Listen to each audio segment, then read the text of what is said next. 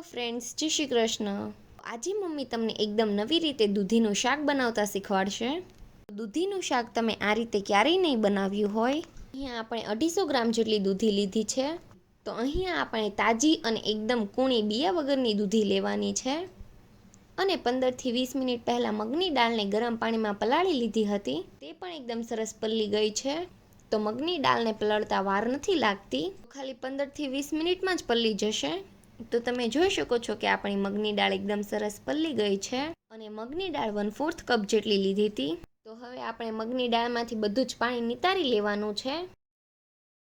અને આ બટેકાની છાલ કાઢવાનું હોય ને, તેનાથી દૂધીની છાલ કાઢી લેવાની છે. તો ડીટીયા પાસેથી અને પાછળથી થોડું કટ કરી લેવાનું છે. અને તેના આપણે નાના નાના ટુકડા કરી લેવાના છે. તમે જોઈ શકો છો કે આપણી દૂધી એકદમ કૂણી અને બિયા વગરની છે. અને જો તમે બિયાવાળી લેતા હોય તો બિયાને કાઢી નાખવાના. તો બધી જ દૂધી સમારાઈ ગઈ છે. તો હવે તેને આપણે મિક્સરની જારમાં ઉમેરી દેવાની છે. અને પછી જે આપણે મગની દાળ પલાળીને રાખી હતી ને, તેને ઉમેરી દેવાની છે. અને હવે તેની આપણે પાણી વગર જ એકદમ સરસ પેસ્ટ બનાવી લેવાની છે. તો દૂધીમાંથી પાણી છૂટતું જ હોય છે, પણ પીસતી વખતે અગર તમારે જરૂર પડે ને, તો 1 થી 2 ચમચી જેટલું પાણી ઉમેરવું. તો તમે જોઈ શકો છો કે આપણી દૂધી અને મગના દાળની એકદમ સરસ પેસ્ટ બનીને તૈયાર થઈ ગઈ છે. તો આ રીતના પેસ્ટ બની જવી જોઈએ. અને પેસ્ટ આ રીતના આપણે થીક જ રાખવાની છે. તો હવે તેને આપણે એક બાઉલમાં લઈ લઈશું.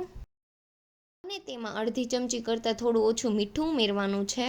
અને અડધી ચમચી જેટલો ચીલી ફ્લેક્સ. તો તમે ચીલી ફ્લેક્સની જગ્યાએ લીલી મરચી પણ યુઝ કરી શકો છો. અને થોડા એવા લીલા ધાણા દાંડલી વગરના ઉમેરવાના છે. ધાણાનો પાંદડાવાળો ભાગ આવે ને, તે જ ઉમેરવાનો. અને 8 થી 10 નંગ આપણે ફુદીનાના પાન લીધા છે. તેને પણ સમારીને ઉમેરી દેવાના છે. તો આપણે ચમચીના ચોથા ભાગ કરતાં પણ થોડો ઓછો મરી પાવડર ઉમેરવાનો છે. અને હવે બધું જ આપણે સારી રીતે મિક્સ કરી લેવાનું છે. તો અહીંયા આપણે એક ડીશ લીધી છે, તેને તેલથી ગ્રીસ કરી લેવાની. તેમાં જે આપણે બેટર તૈયાર કર્યું છે ને, તેને ઉમેરી દેવાનું.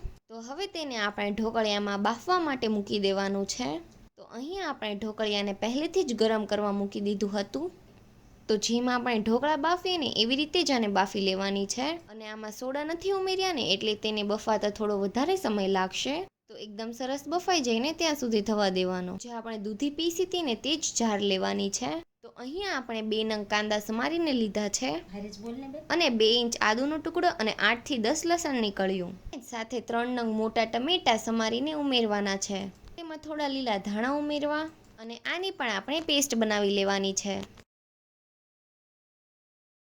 જોઈ શકો છો કે આપણી પેસ્ટ એકદમ સરસ તૈયાર થઈ ગઈ છે.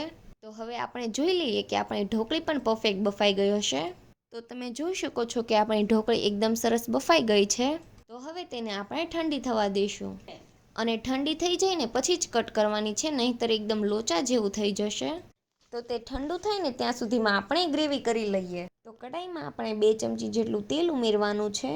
અને 2 ચમચી જેટલું ઘી. કેમ કે અહીંયા આપણે ખીણું ઘી લીધું છે ને, એટલે એક મોટી ચમચી ભરી છે. અને આ રીતે ઓગળેલું ઘી નાખતા હોય ને, તો 2-3 ચમચી ઉમેરવું. તો ઘી અને તેલ સાથે એડ કરવાથી શાકનો ટેસ્ટ બહુ જ સરસ આવે છે. અને તેલ આવી જાય ને, એટલે તરત જ આપણે ગેસની ફ્લેમ એકદમ સ્લો કરી દેવાની છે. અને તેમાં આપણે અડધી ચમચી જેટલું આખું જીરું. અહીંયા આપણે 1 નંગ તમાલપત્ર અને 2 નંગ લાલ મરચાં. અને ચમચીના ચોથા ભાગ કરતાં થોડી ઓછી હિંગ.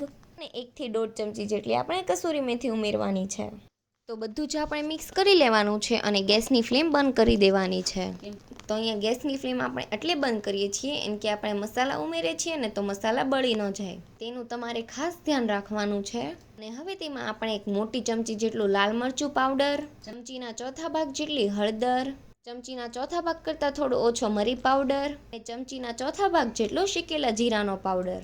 તો આ બધું જ આપણે સરસ મિક્સ કરી લેવાનું છે. અને હવે આપણે જે ગ્રેવી તૈયાર કરી છે ને, તેને ઉમેરી દેવાની છે. અને બધું જ સરસ મિક્સ કરી લેવાનું છે. અને ફરીથી ગેસની ફ્લેમ ચાલુ કરી દેવાની છે. અને હવે તેમાં આપણે અડધી ચમચી કરતાં થોડું ઓછું મીઠું ઉમેરીશું. અથવા તો તમે ટેસ્ટ અકોર્ડિંગ ઉમેરી શકો છો. અને અડધી ચમચી જેટલું કશ્મીરી લાલ મરચું પાવડર ઉમેરીશું. તો તીખાશ પણ તમે તમારા હિસાબે રાખી શકો છો. અને હવે તેને આપણે ઢાંકીને 10 થી 15 મિનિટ જેવું થવા દેવાનું છે. ગ્રેવીમાંથી એકદમ સરસ તેલ છૂટું પડી જાય ને ત્યાં સુધી થવા દેવાનું. અને 15 મિનિટ જેવો સમય થઈ ગયો છે. તમે જોઈ શકો છો કે આપણું તેલ એકદમ સરસ રીતે ઉપર આવી ગયું છે. અને વચ્ચે વચ્ચે આપણે ચમચો ફેરવતો રહેવાનો છે જેથી શાક આપણું તળિયે ન બેસે. તેમાં આપણે થોડું એવું પાણી ઉમેરીશું. તો ગ્રેવી તમારે જેટલી પતલી કરવી હોય એટલું પાણી ઉમેરવું. તો હવે આપણી ઢોકળી પણ એકદમ સરસ ઠંડી થઈ ગઈ છે. તો હવે તેને કટ કરી લઈએ. તો તમારે જે સાઈઝના ઢોકળીના ટુકડા કરવા હોય એ રીતના કરી શકો છો. આ રીતે આપણે બધી જ ઢોકળી અલગ કરી લેવાની છે. તો ગ્રેવી પણ આપણી તૈયાર થઈ ગઈ છે. અને હવે આપણે ગ્રેવીમાં ચમચીના ચોથા ભાગ જેટલો ગરમ મસાલો ઉમેરવાનો છે.